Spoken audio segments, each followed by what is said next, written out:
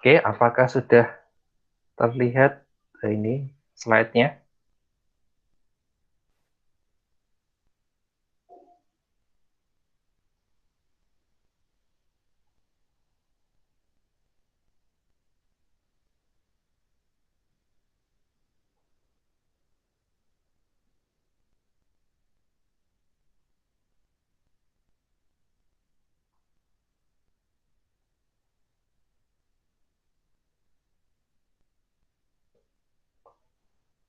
Oke ya, kita mulai. Ya, jadi materi hari pertama ini pengantar ya, mengenai definisi Big Data. Ada banyak definisi ya, salah satunya misalnya Bernard Marr definisikan Big Data sebagai jejak digital yang kita hasilkan di era digital ini. Ya, jadi sih jejak digital. Jejak digital ini terdiri dari semua data yang ditangkap saat kita menggunakan teknologi digital ya. Jadi saat Anda pakai smartphone misalnya, Anda pakai komputer, nah itu ada jejak data yang ditangkap, disimpan gitu ya. Ide dasar di balik frasa big data adalah bahwa semua yang kita lakukan semakin meninggalkan jejak digital yang dapat kita gunakan dan analisis untuk menjadi lebih pintar. Nah, jadi bisa kita analisis sehingga bisa mengetahui ya sifat-sifat kita itu ya, kebiasaan kita dan ya untuk diolah lebih lanjut. Kekuatan pendorong di dunia baru yang berani ini adalah akses ke volume data yang terus meningkat dan kemampuan teknologi kita yang terus meningkat untuk menambang data tersebut untuk wawasan komersial. Ya, jadi data sebetulnya sejak dulu sudah tersedia banyak, cuma sayangnya belum dalam bentuk digital. Nah, dengan data-data itu sudah diubah dalam bentuk digital, sudah tersedia dalam bentuk digital, dan mesin untuk memprosesnya juga sudah semakin canggih, semakin kuat, gitu ya. Maka mendorong kita untuk melakukan pengolahan terhadap data-data tersebut. Nah, ada juga perusahaan riset Gartner ya definisikan big data sebagai aset informasi bervolume tinggi, berkecepatan tinggi, dan atau beragam bentuk informasi yang menuntut bentuk pemrosesan informasi yang hemat biaya dan inovatif, yang memungkinkan peningkatan wawasan, pengambilan keputusan, dan proses otomatisasi. Ya, ya, contoh kedua dari definisi big data itu ya. Dari Gartner, Gartner itu perusahaan riset, ya biasanya melakukan survei-survei gitu dan melakukan riset terhadap survei tersebut. Ya, jadi intinya di sini big data aset informasi bervolume tinggi, berkecepatan tinggi, dan beragam bentuk.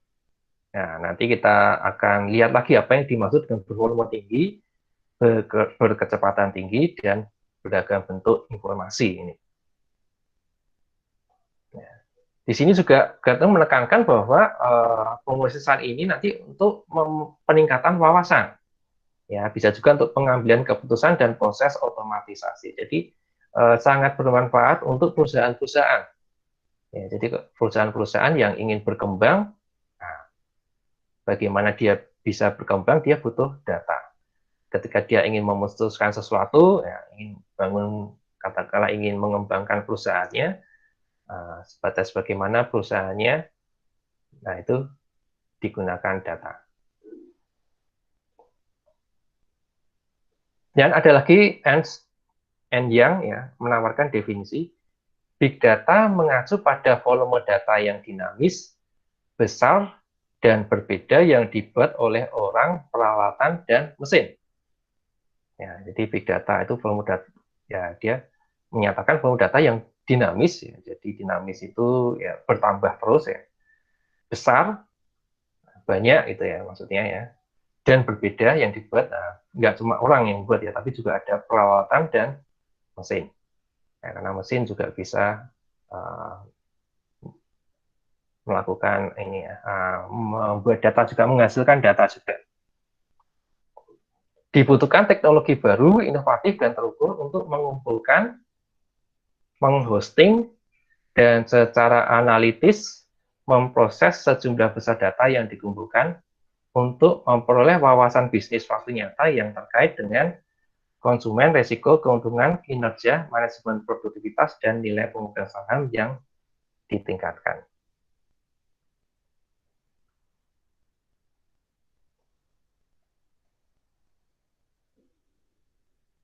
Ya, jadi lagi-lagi nih Ernst dan Young ini mengaitkan dengan perusahaan.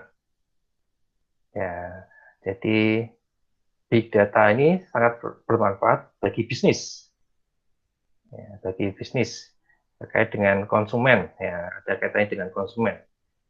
Ya, dan ada risiko, keuntungan, kinerja, manajemen produktivitas, dan nilai pemegang saham yang ditingkatkan. Dan ada lagi definisi dari Lisa Arthur. Lisa Arthur itu kontributor Forbes. Ya, dia penulis. Ya, Forbes itu ya semacam surat kabar gitu ya, tapi dia kalau sekarang sudah dalam bentuk digital. Mendefinisikan big data sebagai kumpulan data dari sumber tradisional dan digital di dalam dan di luar perusahaan yang mewakili sumber penemuan dan analisis yang berkelanjutan. Ya, jadi kalau Lisa Arthur ini nyatakan bahwa datanya itu tidak harus dalam bentuk digital, tapi juga dari sumber tradisional juga yang belum digital. Tentunya kalau kita ingin memproses ya harus dikonversi terlebih dahulu ke dalam bentuk yang digital. Nah, itu ya ada empat definisi big data. Nah, sekarang kita akan bicara karakteristik dari big data. Nah, karakteristik big data ini seperti kayak tadi definisi ada macam-macam ya. Ketika kita bicara karakteristik ini juga macam-macam. Ada yang nyebut karakteristiknya ada 3, ada yang 4, ada yang 5, ada yang 6. Nah, ini kita mulai dari yang 4 nih ya. Ya, ada 4 karakteristik ya, biasa disebut sebagai 4P. Jadi bukan hanya definisi saja, tapi elemen-elemen dalam definisi juga berbeda-beda.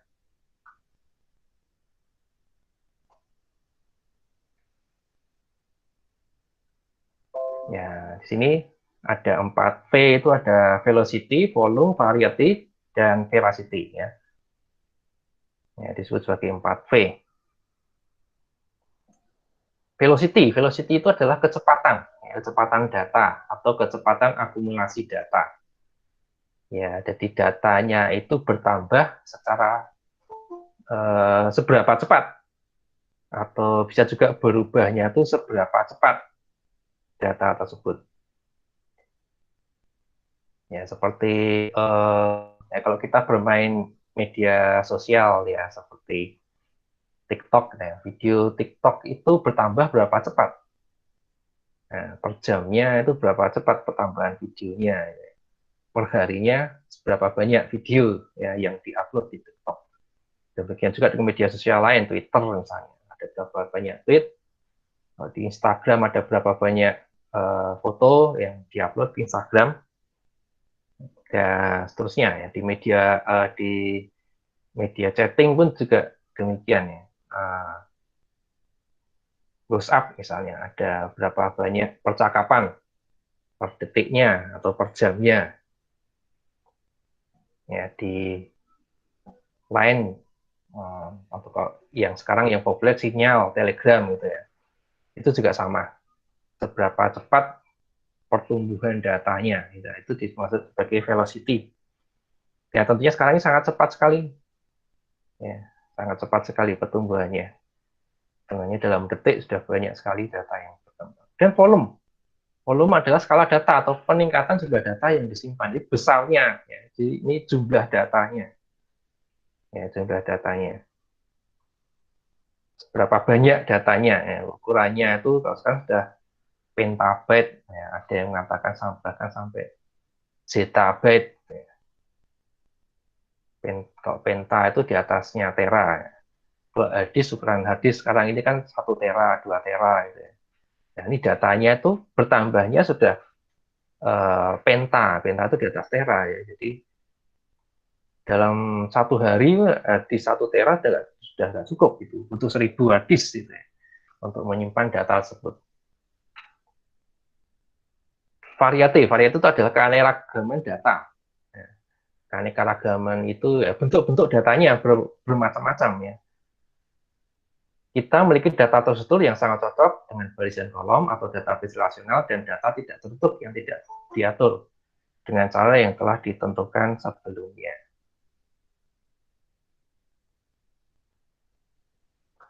Ya, misalnya tadi sudah seperti saya berikan contoh ada tweet, gitu ya, ada posting blog, gambar, misalnya ada di Instagram itu angka atau bahkan data video.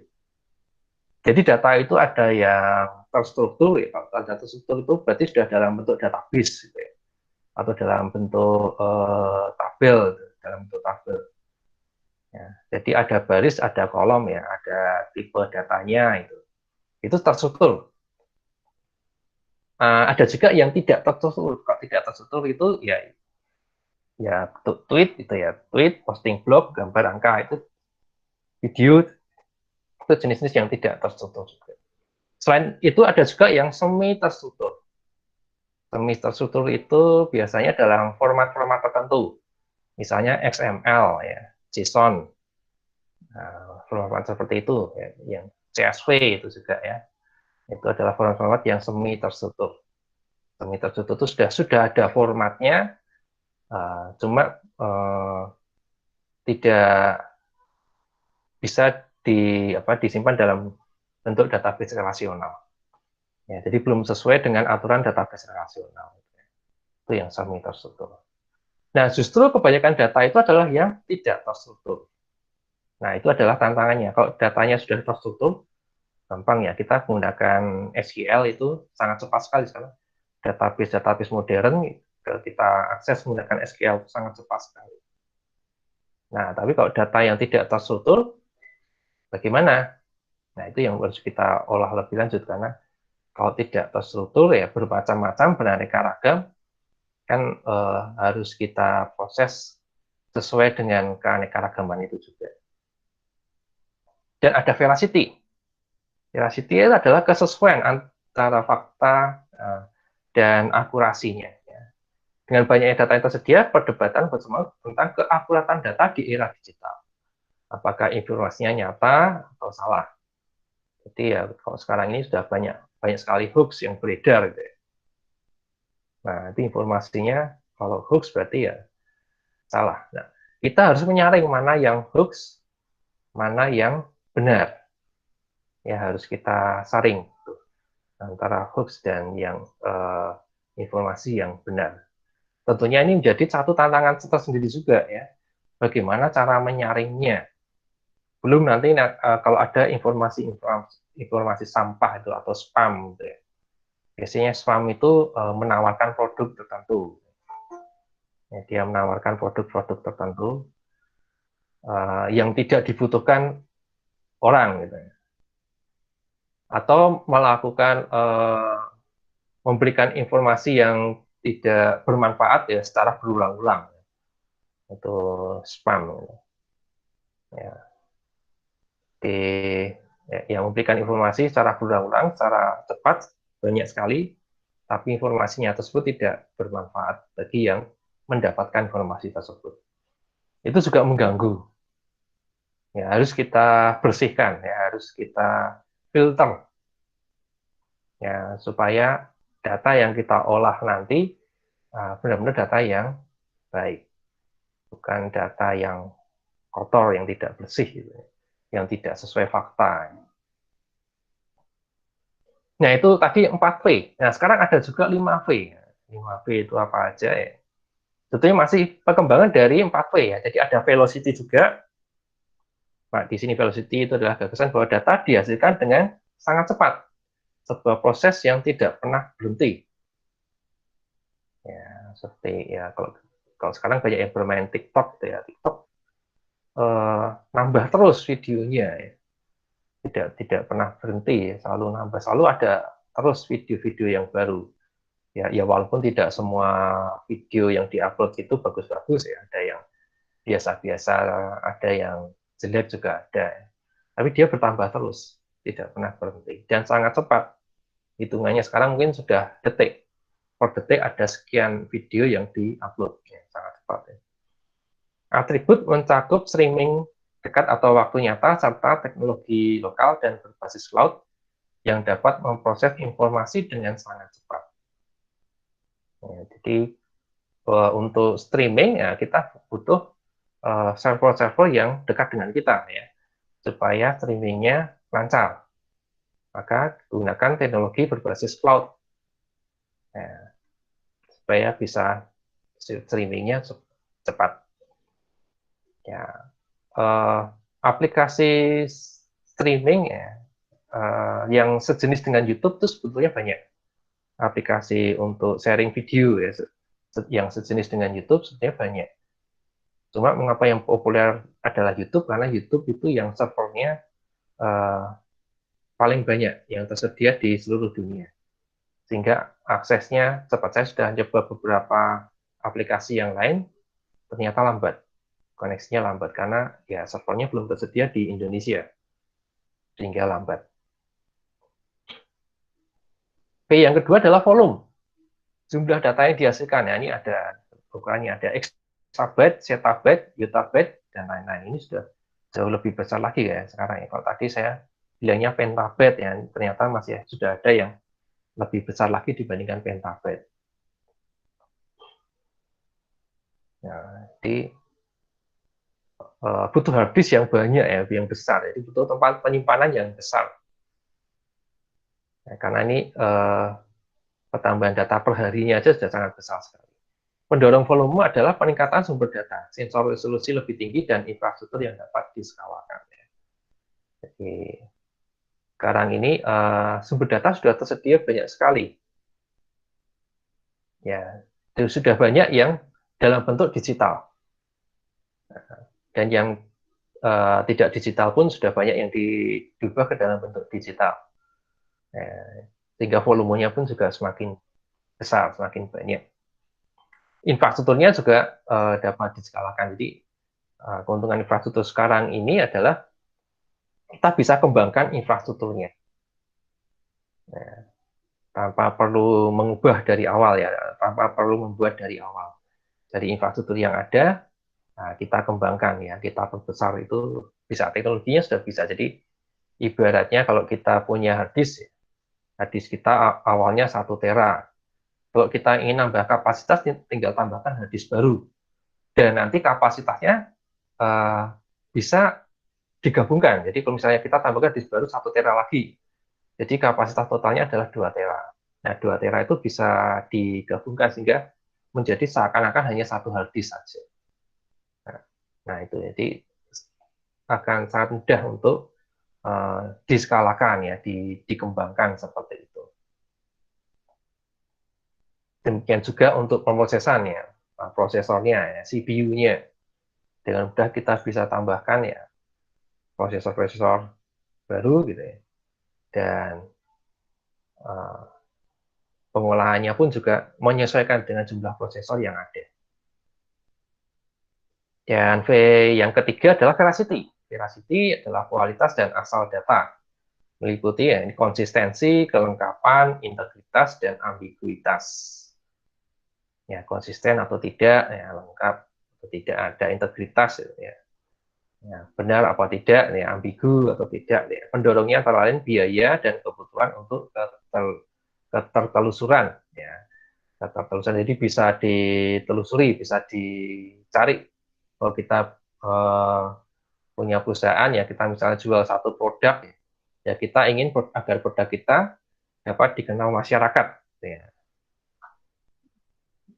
Caranya bagaimana ya? Bisa dengan marketing gitu ya, dengan iklan gitu ya, atau ya kita cari cara supaya produk kita itu bisa ditemukan oleh masyarakat. Ya, misalnya kita bangun toko ya, yang di tempat yang penduduknya padat, ya, misalnya seperti itu. Jadi kita harus tahu tempat-tempat mana saja yang kira-kira butuh produk kita. Nah, ini adalah veracity, kemudian berikutnya kita variasi. Variasi itu keberagaman tadi ya, variety dari variasi.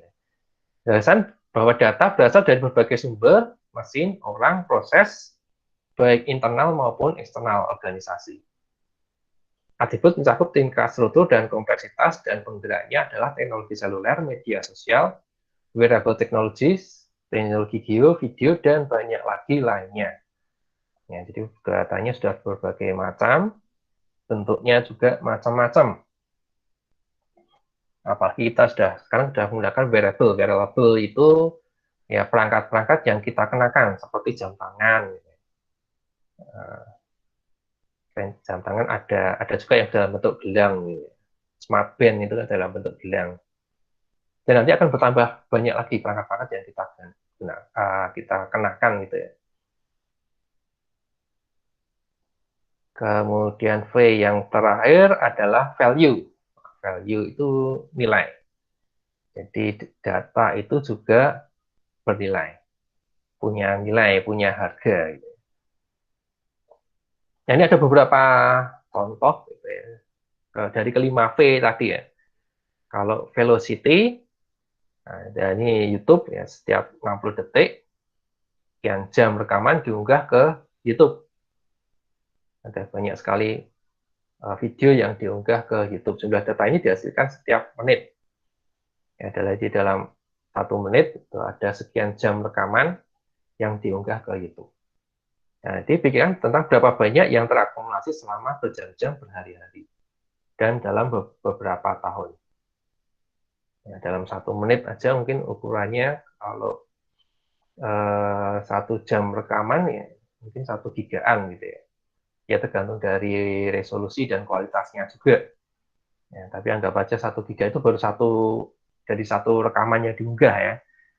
Ada berapa yang mengunggah? Kalau ada 100 ya berarti sudah 100 giga. Itu baru 1 menit. 60 menit ya tinggal kalikan 60. Demikian seterusnya. Jadi cepat sekali itu velocity, kecepatan. Volume ukurannya ya. Setiap hari kita membuat sekitar 2,5 triliun byte data. Itu setara dengan 10 juta DVD Blu-ray setiap hari. Satu DVD Blu-ray itu bisa menampung 50 giga. Itu kalau yang dual side ya, dua layer. Ada yang sekitar 25 giga, ada yang 50 sampai 50 giga. Yang paling besar dari 50 giga. Populasi dunia kira-kira 7 miliar. Dan sebagian besar orang sekarang menggunakan perangkat digital. Artinya sebagian besar dari 7 miliar itu ya membuat data juga, menghasilkan data juga. Semua perangkat ini menghasilkan, menangkap, dan menyimpan data. Dan karena lebih dari satu perangkat, misalnya perangkat seluler, komputer desktop, laptop, dan lain-lain, maka kita akan melihat lebih banyak data diproduksi.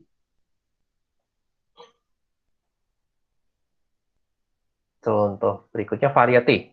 Nah, kita pikirkan berbagai jenis data. Ada teks, ada gambar, ada film. Sebelumnya, data yang banyak kita olah itu ya, yang dalam bentuk teks saja. Ya, misalnya teks dari tweet, gitu ya. Teks dari blog, ya, itu yang kita olah. Kalau sekarang gambar juga, jadi gambar dari Instagram, gambar dari Facebook juga diolah juga. Sekarang ini teknologi untuk pengenalan wajah sudah sangat berkembang pesat itu ya. Yaitu dulunya dari Facebook itu kan menawarkan fitur untuk menandai wajah. Ya. Nah, dengan fitur menandai wajah ini digunakan oleh Facebook untuk memperbaiki algoritma pengenalan wajahnya, sehingga sekarang tiap kali ada foto dengan wajah kita di-upload di Facebook, maka kita akan mendapat pemberitahuan.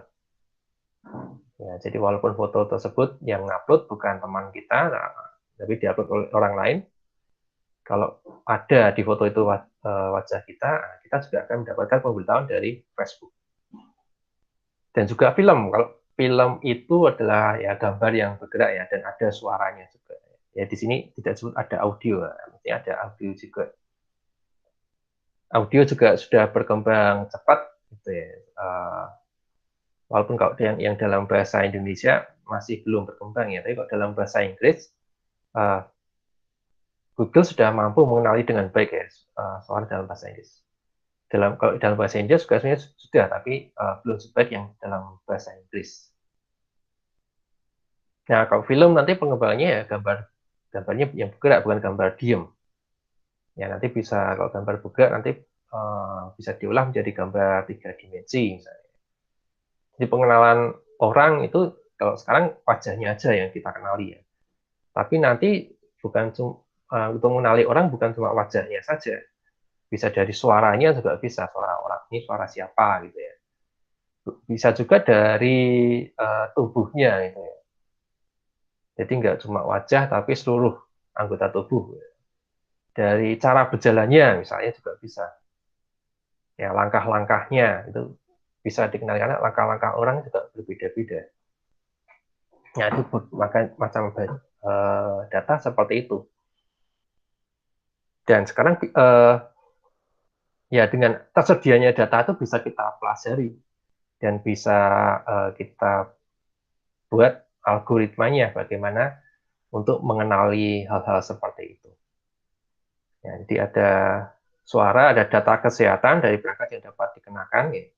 Seperti kalau kita punya smartwatch yang dari Apple itu, berarti Apple itu sudah bisa mendeteksi kesehatan penggunanya. Bahkan bisa mendeteksi kalau misalnya penggunanya terkena serangan jantung, ya, jauh lebih cepat gitu. Nah, pada orangnya sendiri mungkin belum merasakan, tetapi perangkat smartwatch-nya sudah dapat mendeteksinya. Dan berbagai jenis data dari perangkat yang terhubung ke internet. Ya, dan ada velocity, ya, 80% data dianggap tidak tertutup dan kita harus menemukan cara untuk menghasilkan wawasan yang andal dan akurat. Ya, data umumnya tidak terstruktur, ya 80% sih dikatakan di sini. Padahal kalau kita pengen cepat olah data itu ya kita ubah dalam bentuk yang terstruktur. Cuma masalahnya tidak semua data itu bisa kita ubah dalam bentuk yang terstruktur. Ya kalaupun bisa ya mungkin kita akan menghasilkan satu tabel yang banyak kolom kosongnya. Ya, ada banyak kolom kosongnya sehingga tidak efisien tabelnya karena ada banyak kolom-kolom yang kosong. Ada banyak sel-sel yang kosong. Ya, lalu bagaimana juga data harus dikategorikan, dianalisis, dan divisualisasikan. Nah, yang terakhir adalah value. Ya, value ini bisa mengacu pada kemampuan dan kebutuhan kita untuk mengubah data menjadi nilai. Ya, data itu bagaimana kita mengubahnya menjadi ya kita sebut saja menjadi uang gitu ya. Maka sekarang ini data itu dianggap sebagai satu modal juga. Makanya banyak perusahaan-perusahaan ya, yang menggunakan skema Ponzi gitu ya, untuk mengumpulkan data. Jadi kalau kita dengar itu skema Ponzi itu kan kayaknya ini ya tidak adil gitu ya, merugikan gitu ya. Padahal sebenarnya skema Ponzi itu kalau dilaksanakan dengan benar itu bisa menguntungkan. Contohnya yang dilakukan oleh Gojek gitu ya. Skema Ponzi itu kan pada dasarnya dia bakar uang. Nah, Gojek dulunya juga kan juga bakar uang. Ya, dia bakar uang itu jadi yang dibayarkan oleh pelanggan itu lebih rendah dibandingkan yang dikeluarkan oleh perusahaan. Jadi perusahaan rugi sebenarnya, mengalami kerugian. Tetapi hal itu dilakukan untuk mendapatkan pelanggan yang sebanyak-banyaknya. Ketika pelanggannya sudah mulai banyak, sudah mulai besar, nah baru melakukan penyesuaian harga. Ya, bisa dengan melakukan penyesuaian harga, bisa dengan mengembangkan bisnisnya ke hal-hal yang lain juga. Makanya sekarang ini kalau menjadi mitra Gojek tidak menguntungkan kalau pada saat awal-awal dulu. Ya, kalau dulu kita dengar cerita mitra-mitra Gojek itu ya, perharinya bisa dapat sekian juta ya dalam satu hari, jadi ya, bisa mengalahkan gaji karyawan gitu ya. Sehingga banyak yang masuk ke sana. Ketika sudah besar, sudah banyak, kalau sekarang ini ya sudah susah untuk mendapatkan seperti yang dulu. Ya, jadi di sini ketika Gojek sudah mendapatkan data yang besar sekali, maka ada banyak sekali perusahaan yang mencari, ya karena tadi ya data itu bisa diubah menjadi satu nilai, jadi bisa diubah menjadi satu keuntungan. Makanya ada banyak perusahaan yang berinvestasi di Gojek. Nah, itu contoh skema Ponzi yang berhasil gitu ya. Awalnya bakar uang, tetapi kemudian berhasil menjadi menguntungkan. Tidak bakar uang lagi, tapi menjadi menguntungkan. Kalau kita banyak dengar cerita-cerita skema Ponzi kan biasanya merugikan. Ya, sebetulnya ada juga yang menguntungkan. Ya, mungkin tunjukkan medis atau sosial atau kepuasan pelanggan, karyawan atau pribadi. Ya, alasan utama mengapa orang menginvestasikan waktu untuk memahami big data adalah untuk mendapatkan nilai darinya. Jadi dengan mendapatkan data itu nanti kita olah supaya kita bisa mendapatkan manfaat. Nah, dari manfaat itu ya kita bisa dapatkan keuntungan. Nah, bagaimana big data mengaruhi bisnis dan orang ini? Banyak dari kita yang menghasilkan dan menggunakan big data tanpa menyadarinya. Nah, bagaimana big data mempengaruhi bisnis dan orang? Nah, pernahkah Anda mencari atau beli produk di Tokopedia? Nah, ini saya beri contoh Tokopedia karena ya saya seringnya belanja di Tokopedia. Tapi sebenarnya semua marketplace mirip-mirip, ya. Shopee, Bukalapak, dan lain-lain ya, yang lain-lain Lazada itu ya, mirip-mirip seperti itu. Jadi kalau kita belanja satu produk di marketplace itu, maka nanti kalau kita buka marketplace tersebut, produk yang sering kita cari, produk yang sering kita beli itu akan yang sering muncul, ya, yang akan sering muncul. Jadi marketplace tersebut akan menyesuaikan. Nah, jadi kalau Anda perhatikan ya, Tokopedia mulai membuat rekomendasi terkait produk yang Anda cari. Ya sebenarnya nggak cuma Tokopedia, kalau Anda sering nonton YouTube atau Anda sering pakai TikTok itu juga sama seperti itu. Ya kalau Anda nonton video itu kan sebetulnya dicatat ya, Anda nonton video jenis ini itu langsung Anda skip atau Anda tonton sampai selesai. Nah, kalau Anda tonton sampai selesai ya itu diasumsikan bahwa Anda menyukai video tersebut. Nah, nanti akan dicarikan video-video yang mirip dengan video yang Anda sukai tersebut. Tapi kalau Anda skip, berarti Anda tidak menyukai video tersebut. Maka nanti video-video yang mirip dengan video yang tidak Anda sukai nanti juga akan tidak banyak yang muncul dalam TikTok Anda atau dalam YouTube ya juga sama ya. YouTube juga demikian juga.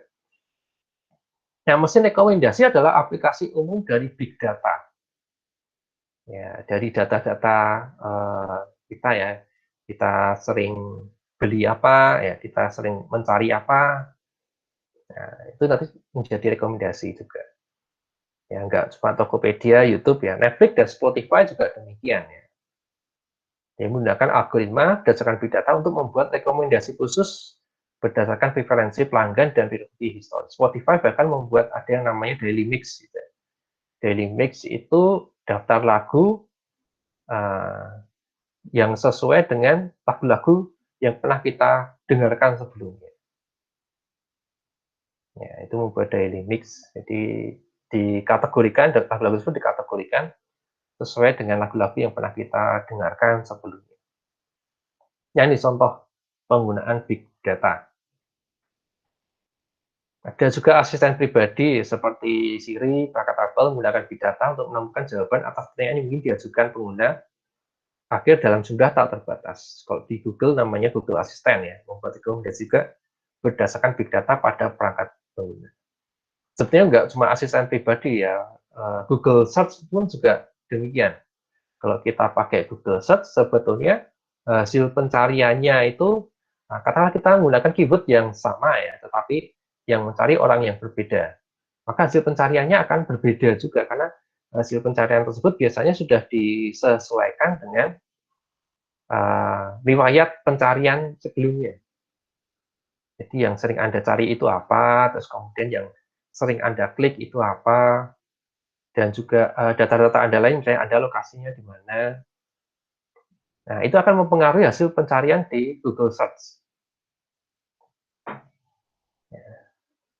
Di satu sisi itu ya menguntungkan bagi kita ya, karena ketika kita mencari, maka hasil pencariannya akan banyak yang sesuai dengan keinginan kita.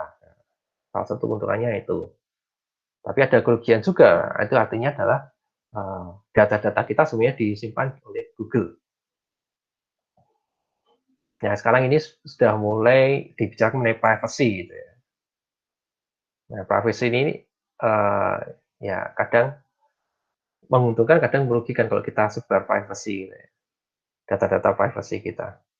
Keuntungannya adalah ya perusahaan-perusahaan jadi lebih tahu kita itu seperti apa, gitu ya. Keinginan kita itu apa, itu perusahaan-perusahaan tahu. Ya, yang sering jadi contoh ya, misalnya kita searching, kita ingin beli smartphone gitu ya, kita searching, nanti akan sering muncul iklan-iklan smartphone itu akan sering muncul. Nah, saya seperti itu. Sekarang setelah kita memiliki gambaran tentang bagaimana konsumen menggunakan data besar atau big data ini ya, mari kita lihat bagaimana big data mempengaruhi bisnis. Jadi tadi kalau bagaimana mempengaruhinya, nah sekarang pengaruhnya itu bagaimana? Nah, pada tahun 2011, McKinsey & Company menyatakan bahwa big data akan menjadi basis utama persaingan yang mendukung gelombang baru pertumbuhan produktivitas dan inovasi. Itu 2011 ya, jadi sudah 10 tahun yang lalu. Ya, sudah 10 tahun yang lalu. Tahun 2013 UPS itu perusahaan yang kalau di Indonesia ya JNE itu ya, JNT, Tiki, ya, kayak semacam itu. Mengumumkan bahwa mereka menggunakan data dari pelanggan, pengemudi, dan kendaraan dalam sistem panduan rute baru yang bertujuan untuk menghemat waktu, uang, dan bahan bakar. Jadi mereka menggunakan data-data tersebut ya, untuk mengatur rute pengiriman barang. Ya, mengatur rute pengiriman barang. Kita kenal ada algoritma traveling salesman problem. Ya, traveling salesman problem itu masalah seorang salesman yang harus berkeliling di beberapa tempat gitu ya. Nah, bagaimana caranya supaya dia bisa mengunjungi tempat-tempat tersebut secara efisien. Ya, itu ada algoritmanya. Nah, UPS ya, menggunakan algoritma tersebut. Nah, datanya dari mana ya? Dari data pelanggan, pengemudi, dan kendaraan. Inisiatif seperti ini mendukung penyataan bahwa big data secara fundamental akan mengubah cara bisnis bersaing dan beroperasi. Ya, jadi perusahaan akan jadi lebih efisien. Jadi contoh UPS tadi ya, dia bisa lebih efisien dalam penggunaan waktu, uang, dan bahan bakar. Ngirim barangnya jadi lebih cepat, yang ngirim paketnya jadi lebih cepat, bahan bakarnya lebih irit, nah keuntungannya juga jadi lebih besar. Nah, ini beberapa contoh kasus. Netflix. Netflix ini ya video on demand. Kita bisa menonton video yang kita inginkan. Sekarang ini lagi populer ya video-video on demand itu ya, ya kan. Ada yang gratisan kayak YouTube, ada juga yang berlangganan kayak Netflix. Nah, bagaimana perusahaan mendapatkan keuntungan kompetitif? Nah, di Netflix itu ada acara ya, ada uh, movie, film gitu ya, yang judul House of Cards. Ini serial. House of Cards itu serial. Nah, musim pertama rilis 2013, jadi sudah hampir 8 tahun yang lalu dan langsung hit. Nah, pada saat itu New York Times melaporkan bahwa eksekutif Netflix tahu bahwa House of Cards akan jadi hit, ya bahkan sebelum mereka merekamnya. Tapi bagaimana mereka tahu itu? Big data. Ya, jadi mereka sudah melakukan pengolahan gitu ya. Jadi cerita apa kira-kira yang disukai oleh pelanggan. Terus kemudian bintang filmnya siapa, aktor aktrisnya itu siapa yang disukai oleh pelanggan.